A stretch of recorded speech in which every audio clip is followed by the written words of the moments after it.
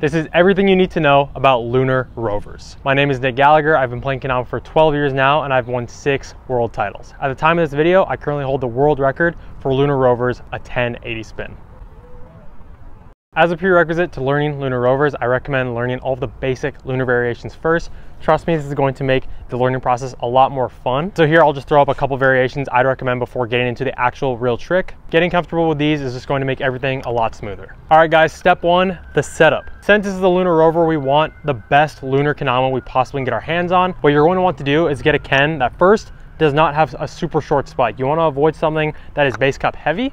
So having a medium to longer spike for this trick is going to make it that much more easier to actually land it. Another thing to keep in mind is having a base cup hole on your Kendama. Now, almost every single Kendama nowadays has a base cup hole inside of it, but just to let you know, this is going to also help you get a great Lunar Rover. The third thing is to make sure your Kendama has big cups. Now, practically every Kendama nowadays has big cups, so you should be fine on this one, but make sure you're just playing a Kendama anytime from 2020 up until right now. So those were all my recommendations for the Ken. Now moving on to the TAMA. As for the paint, you don't want anything super sticky like glue, especially if we're in the sun right now. You don't want anything becoming super stick to the point where the Ken actually wouldn't even be able to spin around on the TAMA at all. For good measure, you want to be able to place it on lighthouse and actually be able to adjust the direction of the TAMA like this. If this is difficult for you and you can't really get the TAMA to come around as well, that might mean the TAMA is a little bit too sticky. Most paints work in today's game, such as factory sticky clear, any handmade paint from a company. Some suboptimal options out there include natty, just full on natty, maybe some rubber paint. It might get slick over time. That's been my experience. Or just like I said before, something that is too sticky, just glues to the cup. Some paints that I would personally recommend for this trick are Sweets Cushion, Raptor Clear from Dow Origins, and Rev Clear from Okendamas. Step number 2, the grip. So notice how when I pull up a regular lunar here, look at the C shape of my hand. And so the C shape is this area right here when you're holding a lunar. And this is what it looks like when I pull up just a regular lunar right at the start. It's more so facing towards my own body. It's almost looking like a slanted U shape. But for a Lunar Rover here, and this is really important, before actually going for this trick, you want to adjust the C shape of your hand to wrap around the Ken itself. And so what I mean by that is this. The gap in your hand right now is pointing towards your own body. For a Lunar Rover, you want to wrap it around on the other side. So you're going to curl all your fingers around the TAMA on the back side of it. And you're going to notice by doing so, the C shape, what was once a C shape,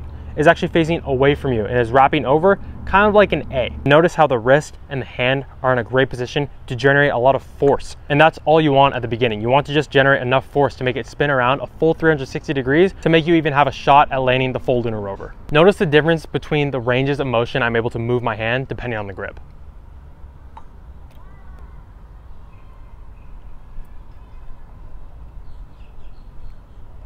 Step number 3, the distance between your body and the TAMA. So once again, if we go back to a regular lunar here, you're going to notice how my arm is facing straight in front of me. My arm is extended out in front of me, making the lunar a little bit farther away than where I'd like. So for this, you're going to notice when I get into position, when I wrap my hand, when I wrap my wrist around the TAMA on the back side, just like I showed you in the last step, you're going to notice my arm actually contract back towards into my body like this. Notice my elbow going out a little to the side, giving me a much stronger feel of control over the entire movement itself. Before I was looking at the lunar from a little bit of ways away. Now my entire body, my whole head is actually over the lunar and I'm just simply more in control. Moving on to step 4, the knees. Guys, for every single trick in Kendama, knees play a really important factor, but especially for Lunar Rovers, you are going to want to go all in on the use, all the way through full range of motion. I want you down here. A lot of people can't get the full rover to come around, to do the full 360.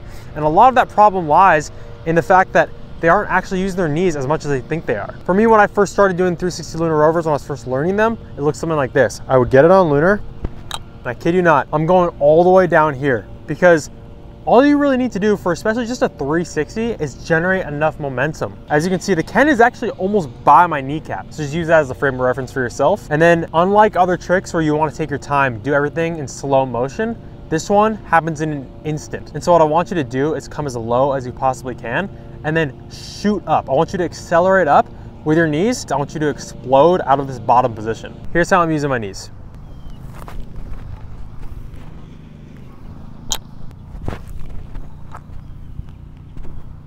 Notice how I jolted up with my knees, extended my body. I came up very quickly. In order to catch the lunar, what I've noticed is when the lunar spins about halfway, maybe 3/4 of the way around, that's when you're going to want to start coming back down to cushion the landing. Something players have a lot of trouble with is actually getting the Lunar to stop and have it not slip off the TAMA. The timing at which you contract and extend your knees is very important. So once again, get the momentum you need by bending as low as you possibly can. After that, you're going to want to shoot up with your knees. You're going to want to accelerate to the top.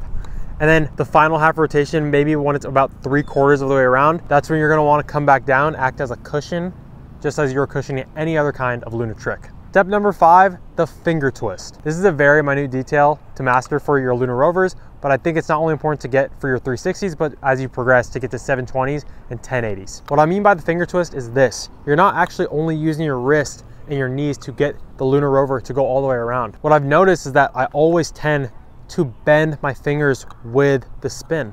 I tend to crank them to the outside. So it's not just my wrist, it's not just my knees, but I'm actually using my index, my middle, and my thumb and cranking it to the left as well. Now, of course, I'm cranking it to the left because I'm left-handed. If you were right-handed, obviously, this is all the opposite. I've noticed that when I don't crank my fingers like this, the Lunar has a high probability of actually losing control and actually falling off the TAMA. So I think this slight detail, this slight motion helps me control more of the trick because you're actually controlling a smaller confined space. It goes from the area around your hand to the area inside your hand. Once you're using these 3 fingers, the index, the middle, and the thumb, at least for me, it makes me feel like I'm one with the trick, with the motion. I personally don't think this tip is going to take that long to get down. It's just something to be conscious about when you're performing this movement. Now finally, step 6, multiple rovers. One thing I want to really get across to you guys is that it's really important to not skip steps. So what I mean by this is progressing by halves. Now some people watching might think, why focus on the basics so much when I should be practicing 540s, 720s, getting to these higher numbers? But in reality, these 180s, these 360s, they all play a part in actually landing all of the bigger numbers you want to get to. Because inside of 540, for example, is a 360 and a 180 combined. If you master the 360, if you really are able to get it 6 times out of 10,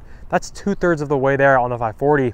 And if you keep applying this rule, keep getting consistent at the basics, building from the ground up steadily, slowly but surely, the higher numbers will just come, and you're not only going to realize you're able to achieve them, but you're actually very consistent at getting to them. Now, in order to progress to the higher numbers, it's important to keep in mind that yes, you have to generate all this power at once in order to get the Ken to spin as many times as you want it to, but to actually also keep the balance, to keep it on the TAMA is another thing to really keep in mind. And so I'll show a clip here again of my 1080 Rover. It's very noticeable in this clip thanks to the POV shot, but you'll notice my hand, as soon as I generate all this power, this motion to get the Ken to actually spin around, you'll see that my hand underneath is rotating along with it to keep the balance. Really be aware of where your hand is, and if you're conscious about this, not only is your body going to move with the Ken itself, but your hand and your wrist and your fingers are going to be doing a lot of the work here, saving you the Lunar and getting it to come all the way around in the end. Now, here are some progressions to improve your Lunar Rovers no matter what skill level you're at.